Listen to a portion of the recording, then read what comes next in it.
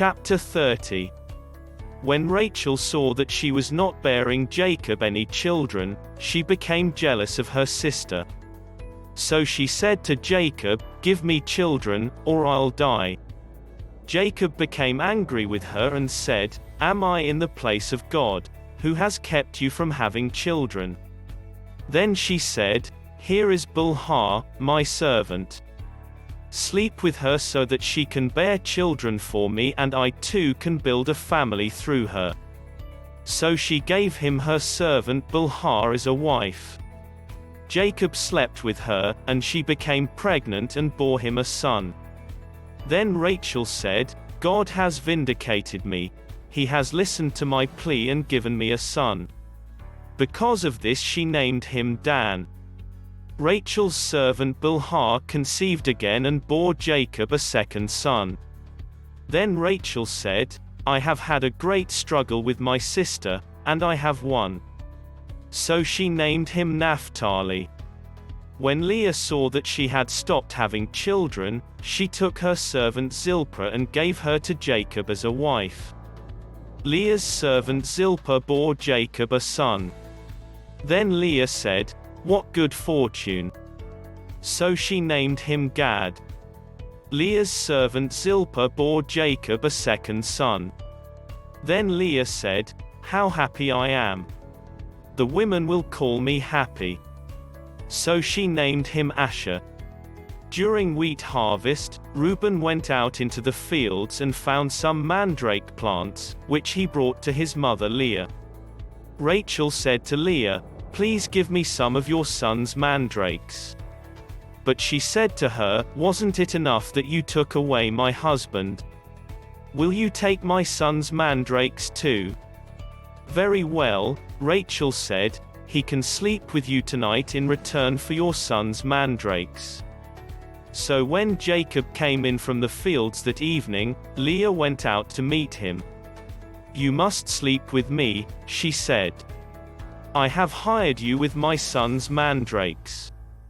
So he slept with her that night. God listened to Leah, and she became pregnant and bore Jacob a fifth son. Then Leah said, "God has rewarded me for giving my servant to my husband." So she named him Isaac. Leah conceived again and bore Jacob a sixth son. Then Leah said, "God has presented me with a precious gift. This time my husband will treat me with honor, because I have borne him 6 sons." So she named him Zebulun. Sometime later she gave birth to a daughter and named her Dinah. Then God remembered Rachel. He listened to her and enabled her to conceive. She became pregnant and gave birth to a son and said, "God has taken away my disgrace." She named him Joseph, and said, "May the Lord add to me another son." Jacob's flocks increase after Rachel gave birth to Joseph.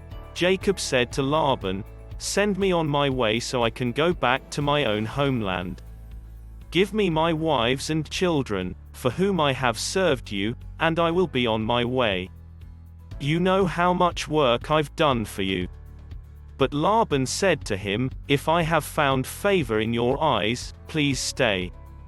I have learned by divination that the Lord has blessed me because of you." He added, "Name your wages, and I will pay them." Jacob said to him, "You know how I have worked for you and how your livestock has fared under my care. The little you had before I came has increased greatly, and the Lord has blessed you wherever I have been.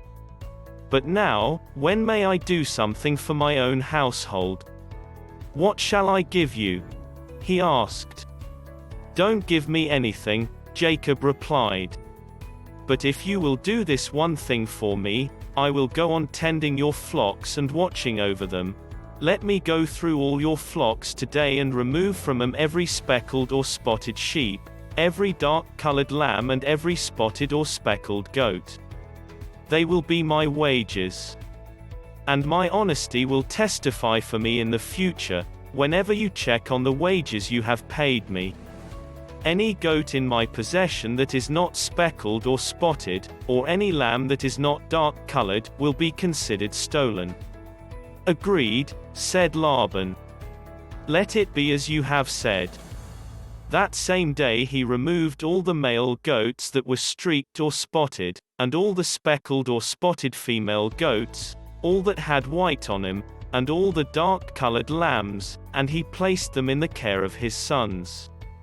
Then he put a 3-day journey between himself and Jacob, while Jacob continued to tend the rest of Laban's flocks. Jacob, however, took fresh-cut branches from poplar, almond and plane trees and made white stripes on them by peeling the bark and exposing the white inner wood of the branches. Then he placed the peeled branches in all the watering troughs, so that they would be directly in front of the flocks when they came to drink. When the flocks were in heat and came to drink, they mated in front of the branches. And they bore young that were streaked or speckled or spotted. Jacob set apart the young of the flock by themselves, but made the rest face the streaked and dark-colored animals that belonged to Laban. Thus he made separate flocks for himself and did not put them with Laban's animals. Whenever the stronger females were in heat, Jacob would place the branches in the troughs in front of the animals so they would mate near the branches, but if the animals were weak, he would not place them there. So the weak animals went to Laban and the strong ones to Jacob. In this way the man grew exceedingly prosperous and came to own large flocks, and female and male servants, and camels and donkeys.